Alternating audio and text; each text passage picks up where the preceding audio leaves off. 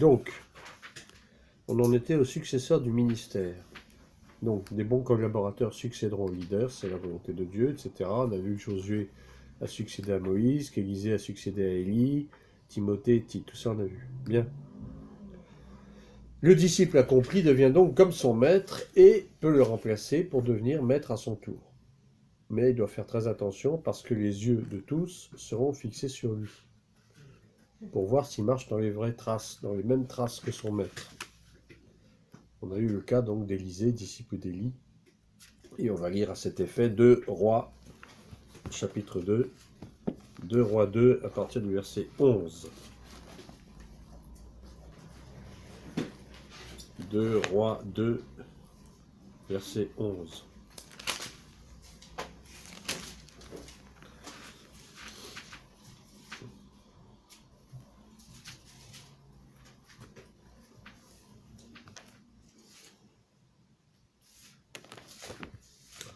On va voir comment Élisée, effectivement, a marché sur les traces de son père.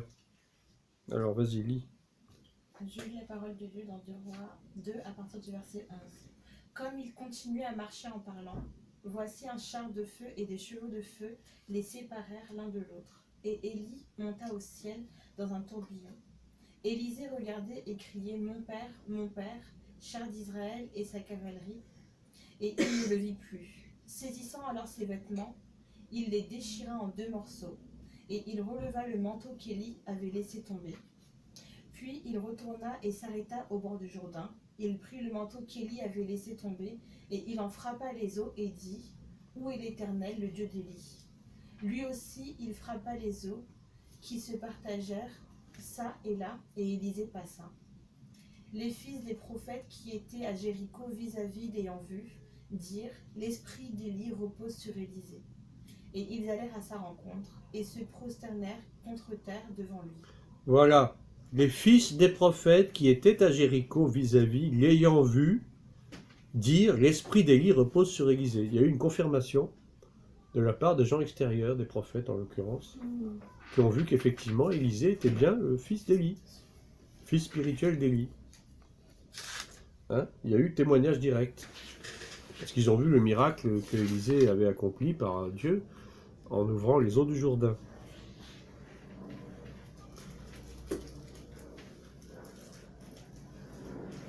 Alors, maintenant, on va voir quel est le rôle d'un père par rapport à son fils.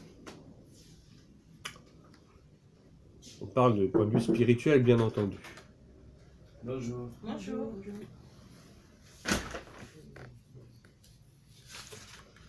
Les relations entre un père et son fils. Donc un chrétien, qu'il soit fidèle, collaborateur ou leader, doit avoir un père. Alors il y a toute une gamme de nuances à observer là-dedans. On entend bien sûr un père spirituel. Qui est ton père? La Bible nous dit qu'on peut avoir plusieurs maîtres, c'est l'apôtre Paul qui parle d'ailleurs. On peut avoir plusieurs maîtres, mais on a un seul père. Le père, c'est celui qui nous a engendrés en Christ.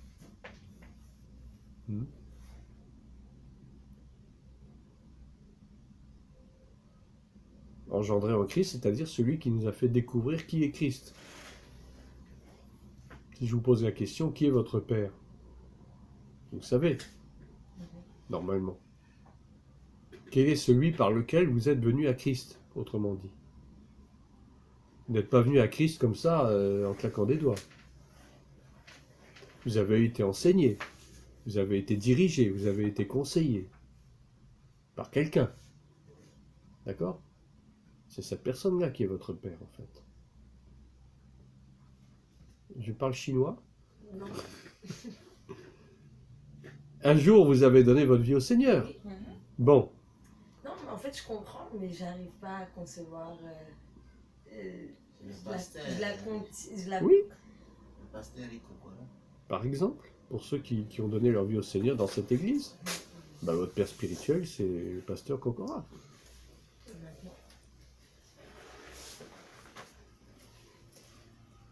Alors, il se peut que vous ayez eu un père, effectivement, Voilà, c'est ça. et qu'après, vous avez changé d'assemblée, etc. Oui, mais c'est pas grave, il reste toujours votre père. Ok, c'est ça en fait, je voulais savoir. Hein?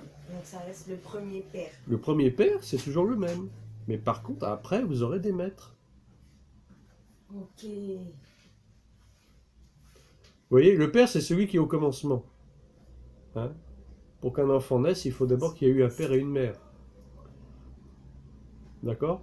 Mais même si l'enfant grandit, après il va aller se balader un peu partout, son père il est toujours là. Même si vous n'avez plus de relation avec votre père après, ça peut arriver. C'est quand même votre père. Je sais que c'est une notion un peu compliquée parfois. Il y en a qui disent oui, histoire de père spirituel, c'est des histoires, faut pas croire à ça. J'ai beaucoup entendu ça. C'est comme l'histoire de la couverture spirituelle. Bon, c'est vrai que est-ce qu'un homme peut être une couverture spirituelle pour un autre homme? C'est un peu hasardeux. Je veux dire, notre meilleure couverture spirituelle, c'est Christ en fait. Et notre véritable père spirituel, c'est Christ aussi. Mais on vit dans la chair, on n'y peut rien. Il y a quand même forcément un jour, nous avons donné notre vie au Seigneur, et puis ça a été par l'intermédiaire de quelqu'un qui nous a fait connaître l'Évangile. Eh bien, c'est cette personne-là qui est notre Père. Même si après, on va le quitter pour aller ailleurs, etc. C'est pas grave, ça. Hein? Mais après, on peut avoir des maîtres. Plusieurs maîtres. On peut en avoir tant qu'on veut. C'est-à-dire des hommes de Dieu qui vont vous apporter la parole, qui vont vous encadrer spirituellement aussi, qui vont vous conseiller, mais qui ne sont pas votre Père. C'est que c'est pas lui qui vous a engendré. Le rôle du père, c'est de prendre soin de son fils ou de ses fils, de les encadrer, les fortifier, les former et les faire devenir disciples et missionnaires. Ensuite, on va prendre Acte 20 à partir du verset 17. Acte des Apôtres, chapitre 20.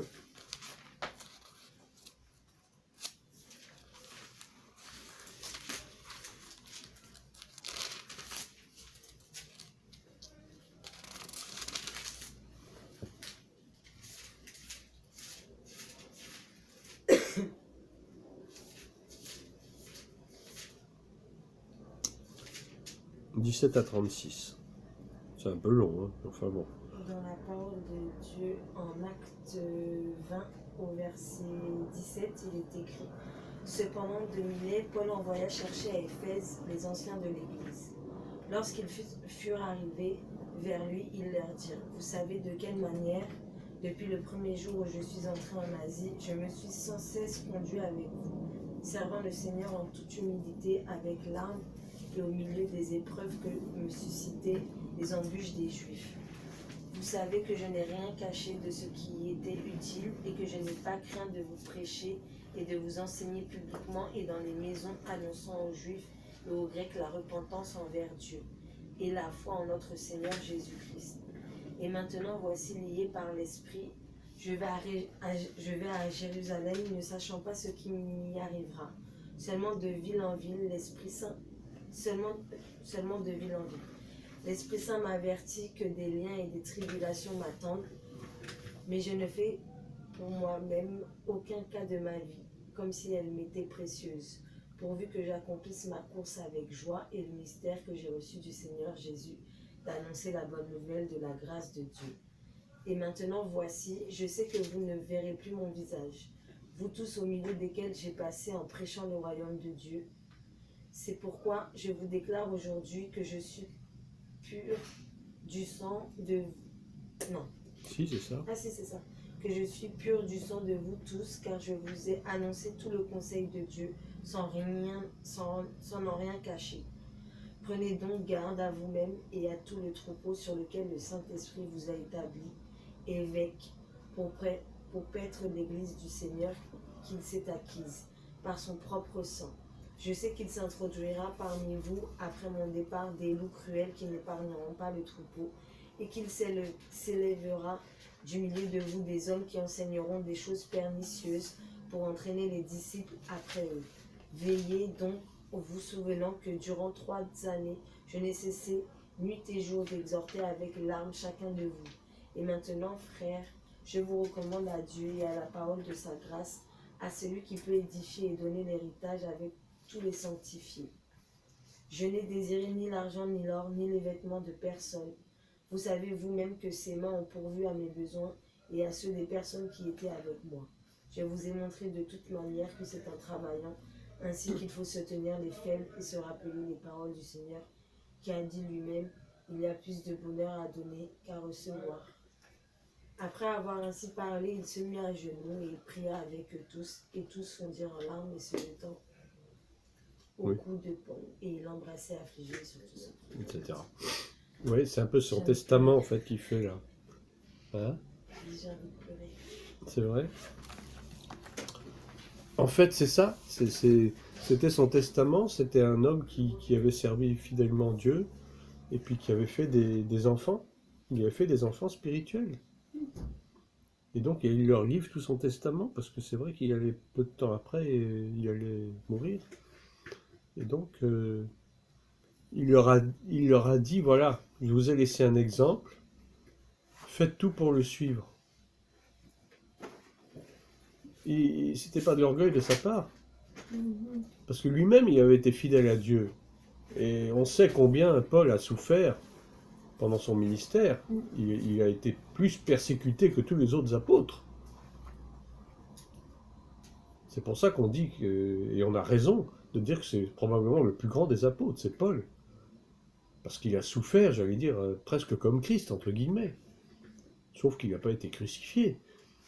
Mais enfin, il a été humilié, il a été frappé, il a été emprisonné, il a tout subi. Lapidé, il a failli mourir plusieurs fois, il a fait l'objet d'attentats, de complots, tout comme Christ. Et il est mort décapité quand même. Hein. Ah. C'est pas tout le monde qui souhaiterait mourir de cette façon. Et donc, d'une grande humilité, il dit voilà ce qu'a été ma vie en tant que disciple de Christ. Faites comme moi. J'estime que j'ai été un modèle pour vous. Eh bien, faites de même. Et il dit ça à ses enfants spirituels. Parce qu'il dit c'est à ce prix-là seulement qu'en fait on peut vraiment servir le Seigneur, quoi. On ne sert pas le Seigneur dans la facilité, dans le bonheur parfait, sans embûches, sans encombre. Ça n'existe pas. Quand on va servir le Seigneur, il faut savoir qu'on s'attend à des persécutions, à des difficultés, à des embûches. C'est là qu'on voit si vraiment quelqu'un est appelé à servir Dieu. On ne sert pas Dieu dans la facilité, avec l'aisance financière, matérielle, sans avoir aucun problème. Ce serait trop beau. Mais si lui-même, notre exemple parfait, Christ a souffert, C'est ça. à combien plus forte raison devons-nous souffrir aussi? Christ, son ministère n'a pas été dans la facilité, loin de là. Je trouve même que c'est plus facile pour nous. Je dis même que ce sera plus facile pour nous. Mais on ne va pas subir tout ce qu'il a subi. Ça, enfin, je crois pas. Hein. Je pense pas. Non, parce que c'est vrai, c'est en fonction de notre tempérament. Parce que le Seigneur ne va pas nous perdre. Non. Comme dit la Bible, Dieu ne nous tentera pas au-delà de nos forces. C'est ça. Mais avec la tentation, il nous donnera le moyen d'en sortir afin que nous puissions la supporter. C'est dans Corinthiens. Mais la tentation, c'est pas la tentation du péché, c'est pas ça. Dieu ne nous tente pas par le péché. Mais Dieu nous tente par... Enfin, il nous tente. Les épreuves. Je veux dire, il met des épreuves devant nous pour voir si vraiment nous avons la foi. Les épreuves à chacun. Et si nous sommes fidèles. Et c'est en fonction de nos capacités personnelles. C'est pour ça que la Bible dit ne nous tentera pas au-delà de nos forces.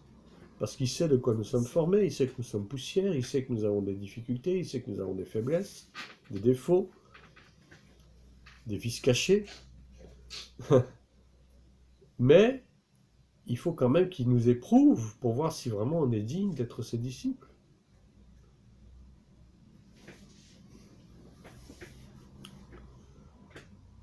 Donc le rôle d'un père, c'est ça, c'est éduquer, fortifier, former son fils ou ses fils. Il doit être un modèle de zèle, un modèle dans sa vie de prière, dans son enseignement, dans son exhortation, etc. En bref, il doit avoir une vie sacrifiée à Christ.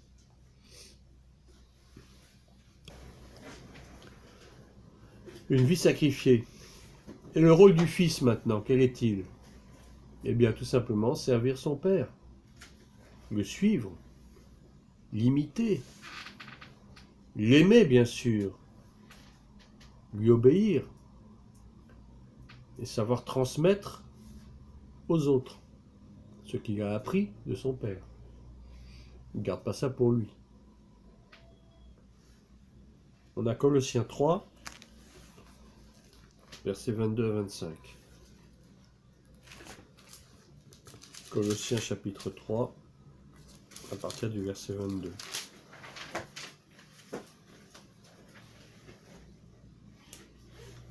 Bon, on parle ici de la relation entre les maîtres et les esclaves, les serviteurs, etc. Mais c'est la même chose entre un père spirituel et ses fils. C'est la même chose. Il est toujours question de soumission.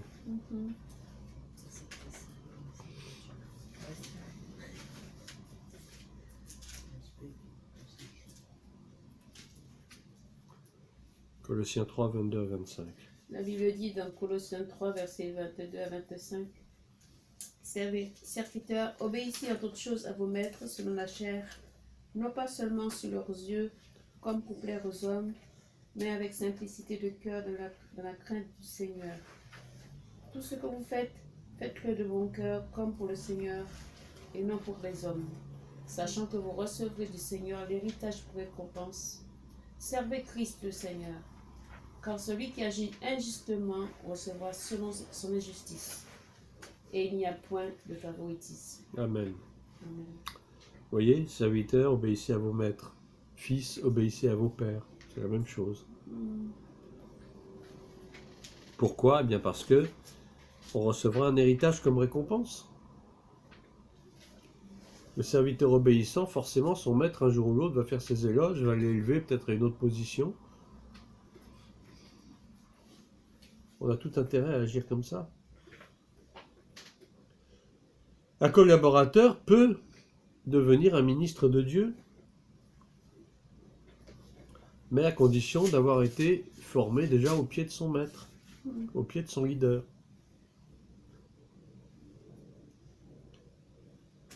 C'est le leader qui lui-même découvre le ministère qui est sur son collaborateur. Et c'est Dieu qui confirme. Un collaborateur ne peut jamais s'auto-proclamer ministre. C'est très dangereux. Sinon, sa chute est certaine. Quelqu'un qui dit « Ah, je suis pasteur ». L'autre qui dit « Ah, je suis prophète ». Le troisième qui dit « Ah, je suis apôtre ». Mais est-ce que Dieu t'a parlé réellement? Est-ce que Dieu a confirmé ça? Est-ce que ton leader a prononcé ça sur toi? Est-ce qu'il a discerné quel était ton appel? Donc je rappelle en passage les 5 ministères que vous êtes censés connaître. Je vous écoute. Selon Éphésiens 4, verset 11. Alors, quels sont les 5 ministères? Ministère évangéliste. On commence dans l'ordre. Voilà. En dessous, tout en haut. Apôtre. Ensuite. Alors, quel est le rôle de l'apôtre? On va passer, on va détailler au passage. Alors, l'apôtre, c'est celui qui fait quoi, selon vous? Enfin, selon vous, selon la parole de Dieu plutôt. Parce que si je dis selon vous. Sa vision Oui. à plusieurs. Mhm. À plusieurs, on va dire, collaborateurs. Oui. Certes. Qu'est-ce que Paul a fait, par exemple? Paul qui est un apôtre. Eh ben voilà, il crée des églises. Il crée des églises. Il apporte la vision dans différents coins du monde. Il crée des églises. C'est un missionnaire en fait. C'est un pionnier. Il va défricher là où personne n'est allé. Le véritable apôtre, c'est celui qui va implanter une œuvre là où il n'y en a jamais eu. L'idéal, c'est ça.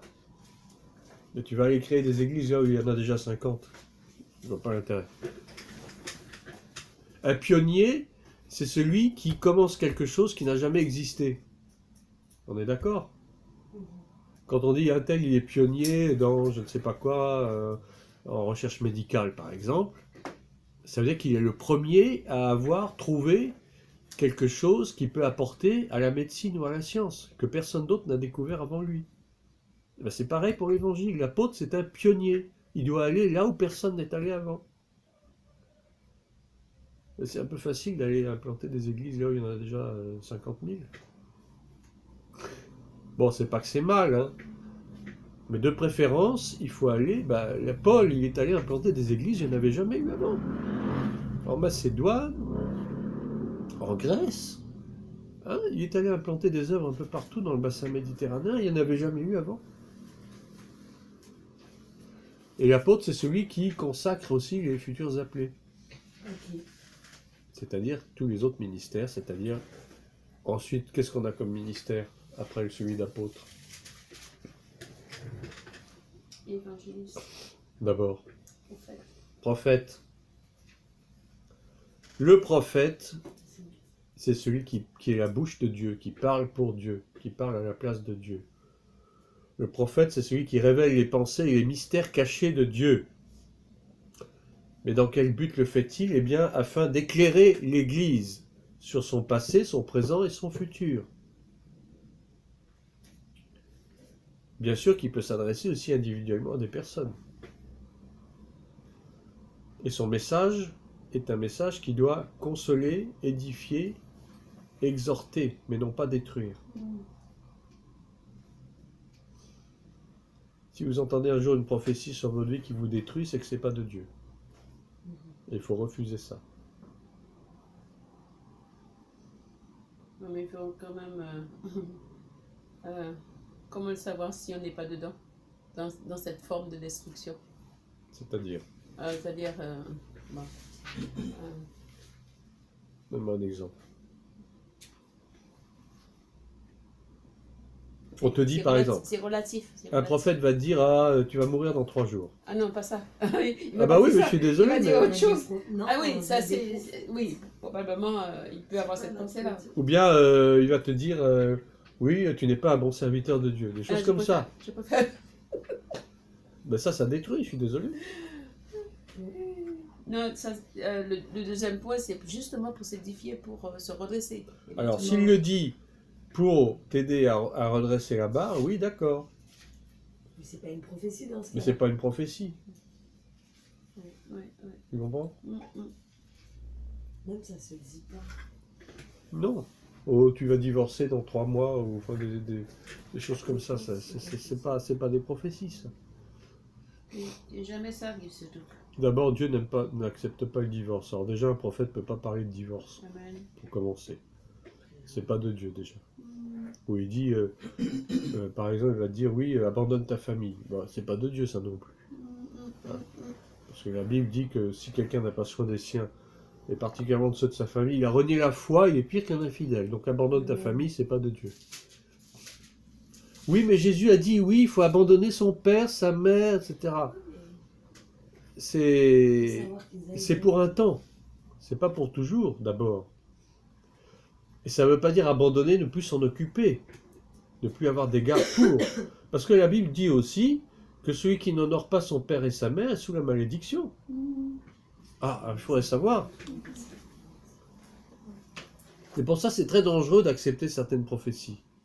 Et quand Jésus a dit abandonner ton père, ta mère, etc., tes frères, tes sœurs, ça veut dire que tu ne dois pas forcément faire tout ce qu'ils font ou obéir à tout ce qu'ils te demandent. C'est surtout se débarrasser aussi des traditions qu'on a eues. Et se débarrasser des traditions familiales qui font obstacle à ta foi et à ta vie spirituelle. C'est ça que ça veut dire. Ça veut pas dire que tu ne dois plus t'occuper jamais d'eux, plus jamais aller les voir. Non. Vous voyez comment on peut faire dire n'importe quoi à une prophétie.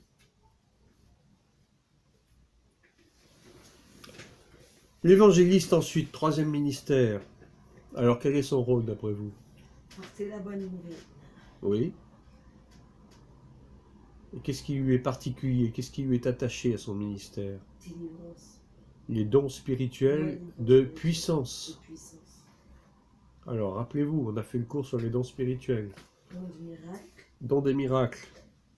Don de puissance. Ben déjà pour commencer. Don de la foi, le don de foi. La foi. Ensuite, le don des miracles, oui, Don de guérison. et don de guérison. Ça, c'est le ministère de l'évangéliste. Mais c'est pas l'évangéliste qui va fonder des églises. Ni les prophètes d'ailleurs. Souvent, on entend parler, oui, tel prophète, il a ouvert une église, machin. Je suis désolé, ça fait pas partie de son ministère. C'est pas son rôle. C'est le rôle de l'apôtre. Un prophète, ça me paraît compliqué qu'un prophète soit le leader d'une assemblée.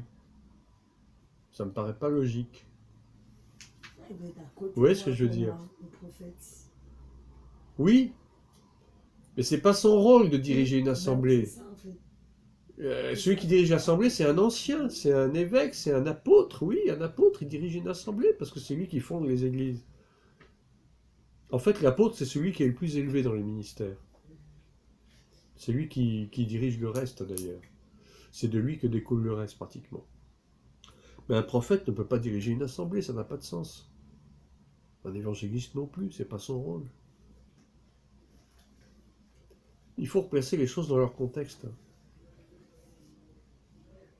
Ensuite, on a le pasteur. Alors, le pasteur, c'est qui? Vous savez ce que c'est. Le pasteur ou l'évêque ou l'ancien, c'est pareil. Eh bien, c'est le berger, c'est celui qui paît le troupeau. Du verbe paître. C'est lui qui conduit les brebis du Seigneur, c'est lui qui les enseigne, c'est lui qui les forme, c'est lui aussi qui est là pour être attentif à leurs besoins. C'est lui qui prie pour eux. C'est lui qui leur rend visite quand il y a besoin. Hein? C'est ça le pasteur. Et le pasteur, il ne fonde pas des églises. C'est pas son ministère. Lui, c'est un ministère fixe. Hein? Il y a les ministères itinérants, c'est-à-dire de ceux qui ne restent pas forcément toujours au même endroit. L'apôtre, par exemple, à la preuve, l'apôtre Kokora, il voyage beaucoup. Le prophète aussi est un itinérant. L'évangéliste a plus forte raison. Mais vous avez des ministères stables, comme le pasteur ou éventuellement le docteur, l'enseignant. Tu es attaché à une assemblée, comme c'est mon exemple par exemple. Moi je suis enseignant, je suis attaché à cette assemblée, je suis là, mais je ne vais pas aller me promener partout, sauf si je suis invité, ça peut m'arriver d'être invité quelque part, mais c'est occasionnel. Mais j'ai un ministère fixe en fait. Sauf si un jour Dieu me dit d'aller ailleurs, je sais pas quoi, bon, d'accord. Et pour l'instant, je suis là. D'accord? C'est important de connaître vraiment les attributions de chacun des ministères, parce que, je suis désolé, mais on voit souvent des amalgames, des choses... excusez-moi, mais un prophète ne peut pas diriger une assemblée. Ni même un évangéliste. Ça me paraît hors de sens. Et c'est pas conforme à ce que dit la Bible. Je sais que ça se fait.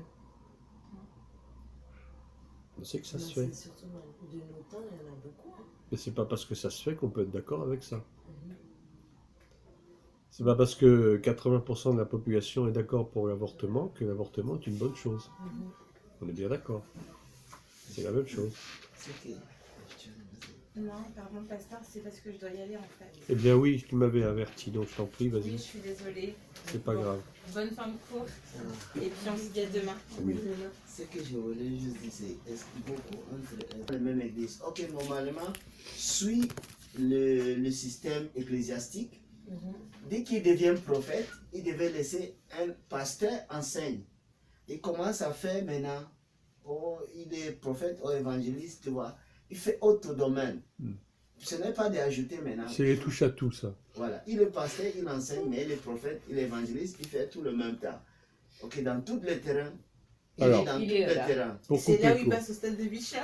Euh, Archibishop, oui, c'est ça. Tout ça, c'est du grand n'importe quoi. Excusez-moi, mais il y a seulement l'apôtre qui embrasse à lui seul tous les ministères. Ok. Voilà, donc On est d'où bien le- d'accord. d'où, Donc, L'apôtre l'apôtre Kokora. Kokora, c'est normal qu'il soit prophète en même temps. Ouais. mais tout à la fois. Parce qu'en fait, il surplombe tous les ministères. Ok. Il est à la fois pasteur, il est prophète, il est enseignant, Ok. et il est aussi évangéliste. Il est tout. Mais c'est le seul. Mais si quelqu'un, par exemple, est consacré évangéliste, et Oui. ben demain, il ne pourra pas dire que il est prophète, Non. pasteur, Non. comme ça. Sauf si c'est vraiment Dieu qui lui a dit. Voilà, qui Ok. change la donne. Ah oui, il peut avoir une révélation. Oui, C'est voilà. une très C'est grande ça que j'allais charte dire, en d'être fait, ça les révèle. C'est Ok. tout Mais dépend, il va en pas fait, la s'auto-proclamer. révélation. Comment Ok, ouais.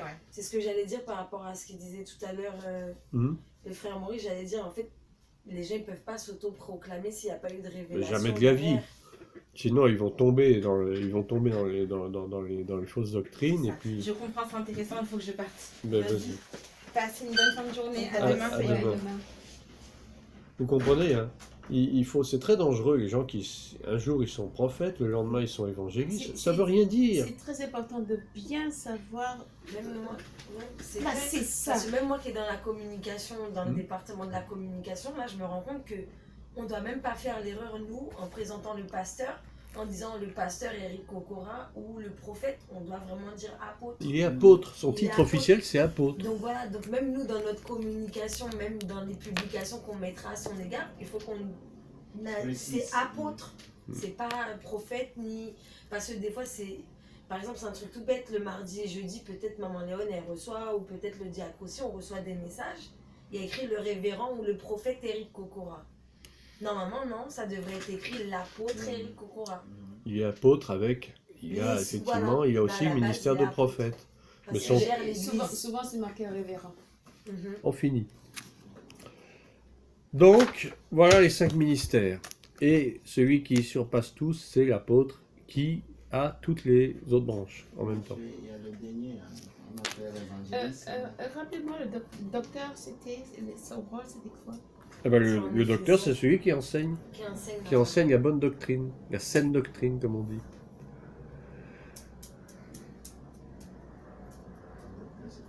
C'est quelqu'un qui est plongé dans les livres, qui est très... Censément, son travail, c'est de fouiller les Écritures, Voilà. de faire du travail de recherche pour pouvoir apporter Ah, l'enseignement. oui. Comme le frère Vivian, Par ça se exemple. voit aussi Tout à fait. que c'est un enseignant. Voilà. Ça se ressent. Ouais. Il cherche la révélation, la chose qui sort de l'ordinaire, qui va édifier le peuple de Dieu. Oui, c'est clair. Il va parce pas que sortir des La banalités. suite du verset, Non, il voilà, le dit c'est bien. vrai. Il le dit bien pour le perfectionnement des Pour le saints, perfectionnement des saints. Vous savez pour que, l'édification du corps de Christ. voilà, il ne faut pas qu'on s'en tienne à un enseignement basique qu'on entend tous les jours dans toutes les églises. Oui, aimez-vous les uns les autres. Bon, d'accord, c'est gentil. On le sait. Mais on le sait. Vous ne péchez pas, ça aussi on le sait. Voilà. On ne commet pas d'adultère, on le sait. Il faut sortir de là.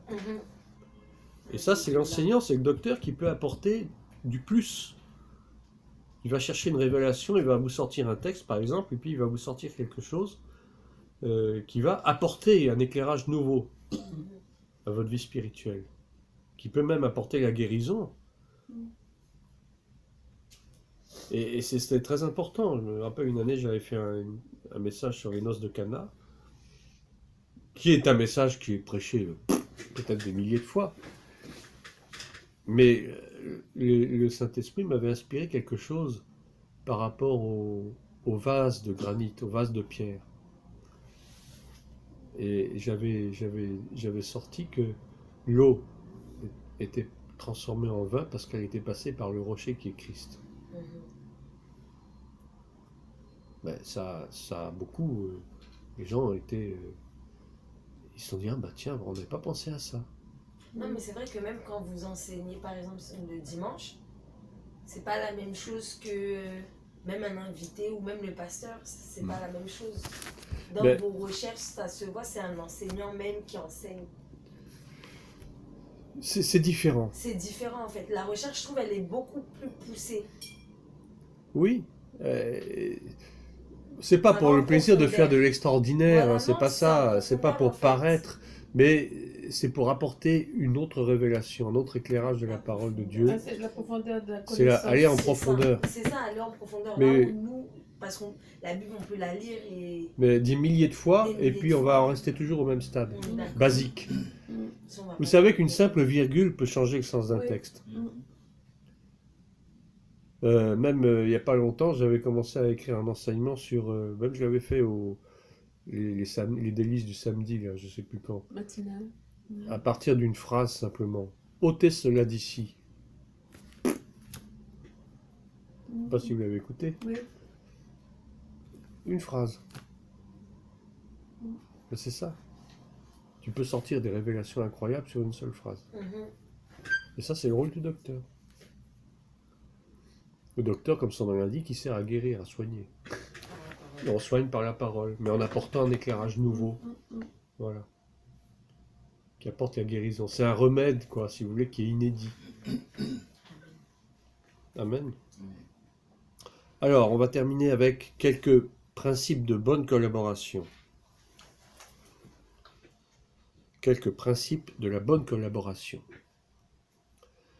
Déjà, il faut servir le Seigneur avec son cœur, son corps et ses biens. Oui, aïe, aïe. Comme c'est difficile. C'est ce qu'on appelle véritablement la consécration, l'esprit de sacrifice.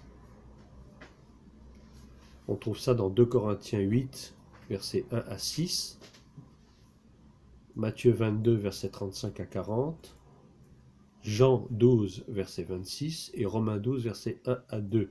On va en lire un ou deux. On va prendre 2 Corinthiens 8, 2 Corinthiens 8, versets 1 à 6. Après 2 Corinthiens, c'était. Après 2 Corinthiens, c'était Matthieu. Matthieu 22, 35, 40. Et puis Jean 12, 26. Et enfin, le fameux Romains 12, versets 1 à 2, qui est très connu, que vous connaissez, que normalement on doit connaître par cœur.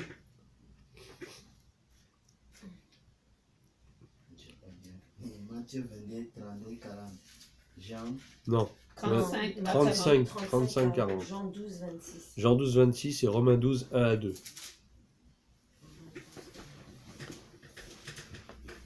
2 Corinthiens 8, 1 à 6, allez-y. La Bible dit dans 2 Corinthiens 8, versets 1 à 6, nous vous faisons connaître, frères, la grâce de Dieu qui s'est manifestée dans les églises de la Macédoine, à travers la grande épreuve de leurs afflictions, leur joie débordante et leur pauvreté profonde, ont produit avec abondance de riches libéralités de leur part.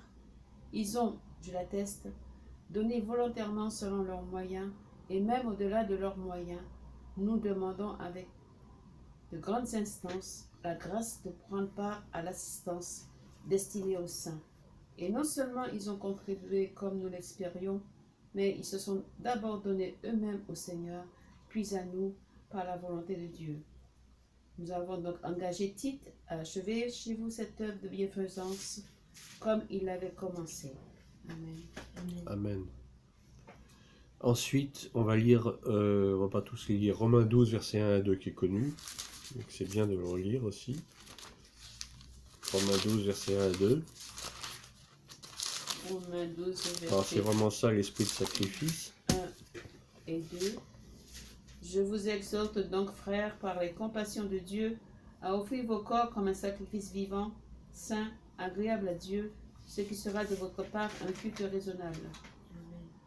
Ne vous conformez pas au siècle présent, mais soyez transformés par le renouvellement de l'intelligence, afin que vous discerniez quelle est la volonté de Dieu, ce qui est bon, agréable et parfait. Amen. Amen. Donc vous voyez, le bon disciple, le bon collaborateur doit rechercher toujours ce qui est bon, agréable et parfait. Amen.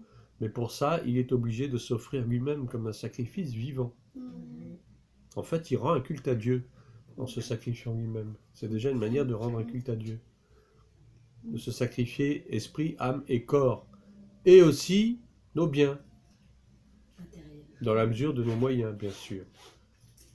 Encore une fois, ne vous endettez pas à cause de ça. C'est ça la vie de sacrifice, c'est d'offrir à Dieu ce qui est bon, agréable et parfait.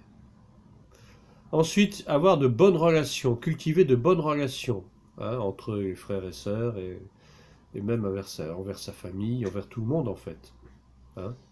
Tout ce que vous voulez que les hommes fassent pour vous, faites-le de même pour eux, car c'est la loi et les prophètes, c'est la règle d'or.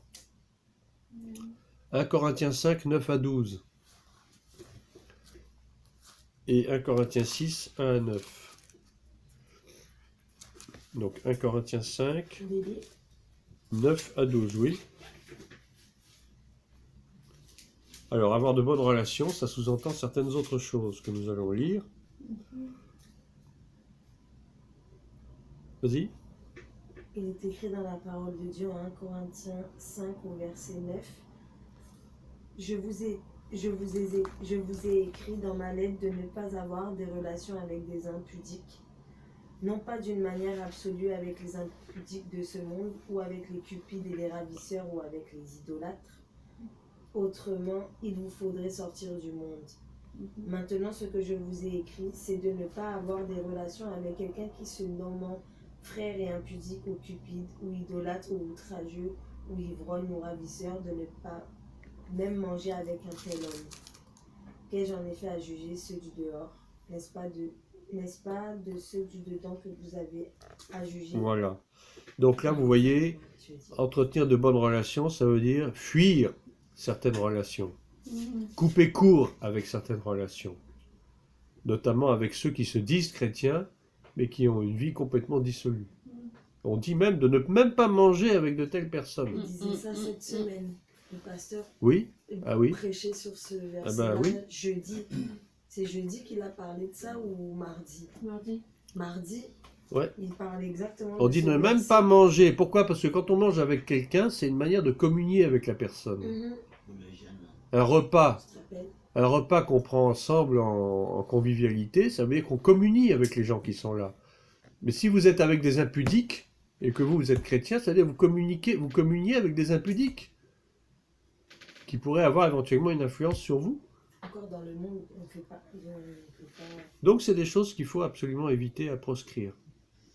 Pour gagner de bonnes relations, eh bien, il faut se séparer de certaines autres relations. Ensuite, les devoirs des collaborateurs envers son maître. Quels sont-ils? Dans Colossiens 3, versets 22 à 25. Colossiens 3, versets 22 à 25. Je vais vous le lire. C'est le même qu'on a vu tout à l'heure. Serviteurs, obéissez en toutes choses à vos maîtres. Ça, on l'a déjà vu. Et Hébreux 13, verset 17. Par contre, celui-là, on ne l'a pas lu. Hébreux 13, verset 17, c'est d'avoir de la considération pour ceux qui vous dirigent. Hébreux 13, 17. Je vais vous le lire. Obéissez à vos conducteurs. Donc c'est clair. Ayez pour eux de la déférence, c'est-à-dire du respect, car ils veillent sur vos âmes, comme devant en rendre compte. Qu'il en soit ainsi, afin qu'ils le fassent avec joie, et non en gémissant, ce qui ne vous serait d'aucun avantage. Amen. De la déférence, du respect. Colossiens, c'était quoi? C'était combien? Alors Colossiens, c'était 3, 22 à 25. Oui, ça me revient tout d'un coup. Merci.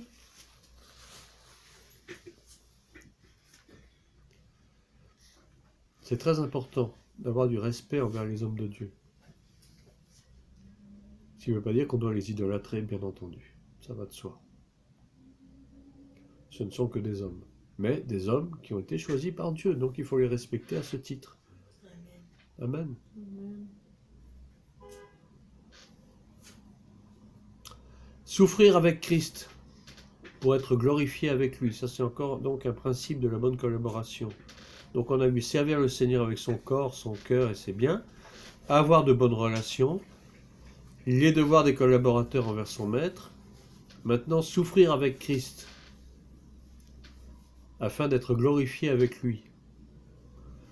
C'est-à-dire accepter toutes les souffrances qui nous seront infligées à cause de Christ, qui est un passage obligé pour tous les serviteurs de Dieu. et qui nous garantit une certaine élévation. Alléluia. Il n'y a pas d'élévation si on ne passe pas par des épreuves. Tu resteras toujours au même niveau si tu refuses les épreuves. Même nos épreuves, on les a pour pouvoir aider après les gens d'après. Bah Ils oui, peuvent passer par ces épreuves. bien sûr. Si on passe pas par là, on ne pourra pas aider les autres. C'est une façon de nous préparer à des plus grandes choses. Amen. Amen. Alors on recommande 3 choses particulières pour les collaborateurs. D'abord l'espérance, la patience et la persévérance dans la prière. Romains 12, 12. L'espérance, la patience et la persévérance dans la prière. L'espérance qui, je vous le rappelle, marche avec la foi. Hein. Il n'y a pas de foi sans espérance et il n'y a pas d'espérance sans foi. Ça va ensemble. Ce sont les 3 vertus dont parlait Paul. Espérance, La foi, patience. l'espérance et l'amour. Et persévérance dans la prière.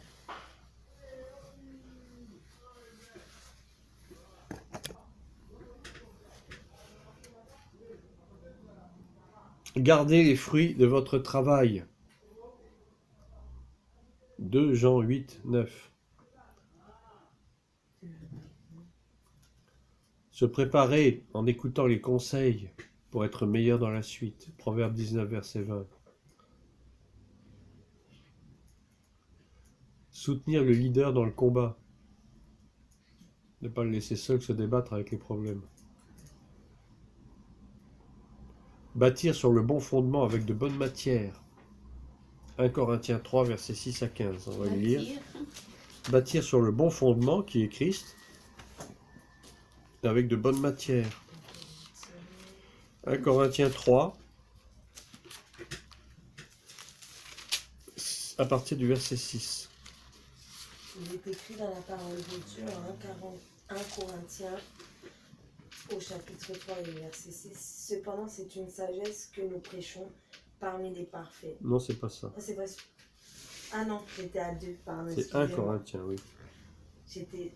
Alors, j'ai planté... Voilà. J'ai planté, Apollos a arrosé, mais Dieu a fait croître, en sorte que ce n'est pas celui qui plante qui est quelque chose, ni celui qui arrose, mais Dieu qui fait croître. Mhm. Celui qui plante et celui qui arrose sont égaux, et chacun recevra sa propre récompense selon son propre travail. Car nous sommes ouvriers avec Dieu, vous êtes le champ de Dieu, l'édifice de Dieu. Je continue? Oui. Selon la grâce de Dieu qui m'a été donnée, j'ai posé le fondement comme un sage architecte. Voilà, j'ai posé le fondement comme un sage architecte. Et un autre bâti. un autre bâtit dessus. Amen. Mais que chacun prenne garde à la matière dont il bâtit dessus. Le fondement peut être bon. Le fondement, c'est Christ. Il n'y a pas mieux. Le fondement est bon, mais bâtir dessus avec n'importe quoi. Quel matériau? Des trucs de deuxième main qui vont se casser, qui vont pourrir. Ça ne peut pas marcher. On a le fondement, certes. C'est comme une maison. Vous creusez les fondations pour une maison, mais vous allez bâtir dessus avec des fausses briques ou des parpaings qui ont été mal... la proportion de ciment n'est pas suffisante. Ça ne va pas tenir. Mais cependant, la fondation était bonne. C'est pour ça qu'il nous dit de faire attention à la manière dont on va bâtir sur le fondement.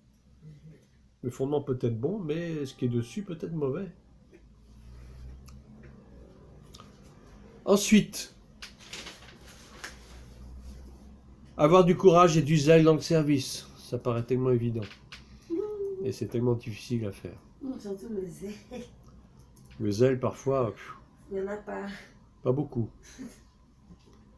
Parce que c'est vrai que c'est parfois un peu redondant, on fait un peu toujours les mêmes choses. Bon, on se dit, on est un peu lassé, quoi. Bah oui, mais ça fait partie du travail. Hein. Ensuite, la main d'association. On l'a vu ça au début. Hein. Donc, c'est-à-dire, c'est la complémentarité. La main d'association, ça dit bien ce que ça veut dire. C'est-à-dire qu'on cherche des collaborateurs qui vous tendent la main, littéralement, qui sont là pour vous soutenir. Oh mon Dieu. Suivre l'exemple de Timothée et de Tite. Ah, on en a déjà parlé. 1 Timothée, 2 Timothée et le livre de Tite, la lettre de Tite. Vous le relirez si vous voulez. Enfin, Intéressant. Comment? Il était intéressant. Il est intéressant. Oui, très intéressant, Tite. Paître les brebis du Seigneur. Bon, vous savez ce que c'est, maintenant on en a parlé. Paître les brebis du Seigneur, c'est pas les maltraiter, S'en occuper. c'est s'en occuper. Veiller sur elles. Comme un père veille sur ses enfants. Comme un berger veille sur son troupeau. S'il y a une brebis malade, ben, il va la soigner. Mais il ne va pas la mettre à l'écart ou la négliger. Avoir de bonnes priorités. La sanctification, la prière, la méditation, l'évangélisation, le suivi des âmes et l'assistance. Bien sûr, tout cela nous le faisons, c'est évident. Enfin, nous devrions le faire plutôt. Supporter les épreuves. Acte 20, versets 17 à 21. Et enfin, produire de bons fruits. Luc 13, versets 6 à 9 et Matthieu 3, verset 10. Supporter les 20, épreuves, c'est verset combien? 17. Acte 20, 17 à 21. Et produire du bon fruit. Luc 13, versets 6 à 9. Produire. Et le dernier, c'était... Produire du bon fruit. Non, après Luc, vous avez dit un autre, non? Matthieu 3, verset 10. Matthieu 3, verset 10 correspond à quoi? Au fruit, Ah oui, le dernier. produire du fruit. On va lire Luc si vous voulez. Ou on peut lire Matthieu, puisque bon, c'était avant. Matthieu 3, 10. Déjà la cognée est mise à la racine des arbres, tout arbre donc qui ne produit pas de bons fruits sera coupé et jeté au feu. C'est clair? Bon. Pas besoin de trop gloser dessus. On sait ce que ça veut dire. Et Luc 13 maintenant. Il est écrit en Luc 13 au verset 6. Il dit aussi cette parabole. Un homme avait un figuier planté dans sa vigne. Il vint pour y chercher du fruit et il n'en trouva point. Alors il dit au vigneron, voilà 3 ans que je viens chercher du fruit à ce figuier et je n'en trouve point. Coupe-le. Pourquoi occupe-t-il la terre inutilement? Le vigneron lui répondit, Seigneur, laisse-le encore cette année. Je creuserai tout autour et j'y mettrai du fumier. Peut-être à l'avenir donnera-t-il du fruit, sinon tu le couperas. Voilà. Amen. Amen. Ça dit bien ce que ça veut dire. C'est-à-dire que Dieu nous laisse toujours une chance. Si après c'est pas bon. Mais à force, si on est toujours aussi stérile, aussi improductif, il va nous couper. Il va nous couper, nous jeter dans le feu. Ce serait dommage. Hein. C'est triste. Évitons quoi. Produisons du fruit. Ça ne veut pas dire qu'il faut gagner 10 milliards d'âmes en 3 ans, c'est pas ça. Mais ne serait-ce que si tu gagnes 2-3 âmes dans toute ta vie, c'est déjà énorme. beaucoup. C'est du fruit. Énorme. À condition que ces âmes soient vraiment sauvées. C'est déjà merveilleux d'en gagner une. Déjà une. C'est ça, Ah, en fait, parce déjà. que- Déjà une, tu auras ta Fidèle. récompense. Une fidèle. Qui c'est soit quelque fidèle, chose. qui soit un disciple. C'est ça en fait. Qui soit vraiment, qui est faim et C'est soif pas de Dieu, facile. en fait. C'est pas facile. Non. Quand on fait le compte, parfois, on se dit, mais finalement, il n'y a personne. Hein. Ou alors, c'est vrai, il y en a à qui j'ai parlé de Jésus, etc., mais après, il n'y a pas eu de suivi. Quoi. C'est ça en fait que j'allais dire. Des fois aussi c'est notre faute à nous, Ah bah, essentiellement. essentiellement à nous, parce que eux ils n'ont pas cette chance-là de connaître. Il ne faut pas jeter la pierre à ceux à qui on a parlé, hein, parce qu'eux, ils attendent non. une chose, ils attendent de Ils nous. attendent de nous. Ils attendent quelque chose de nous. Et en fait, des fois, moi, je prends mon exemple sur moi. Depuis tout à l'heure, on parle. Et je prends une dame que j'ai invitée une fois ici, avec qui j'ai travaillé, et je me rends compte que derrière, effectivement, elle se plaint beaucoup, elle a beaucoup de problèmes, mais je ne fais pas de suivi. Et au final, elle en a besoin. Il faut le faire le suivi. Ne serait-ce que téléphoner de temps en temps, aller la voir, s'enquérir de ses nouvelles, savoir ça va bien, ça va pas bien, qu'est-ce qui va pas, prier pour elle. C'est ça le suivi. Et- Ça va pas bien. Comment tu es allé là-bas pour les consoler, parler? C'est ce que je faisais, hein, mais à un moment donné, j'étais fatiguée d'entendre toujours des plaintes et jamais de... Parce qu'en fait, moi, j'aime parler, j'aime aider les gens. C'est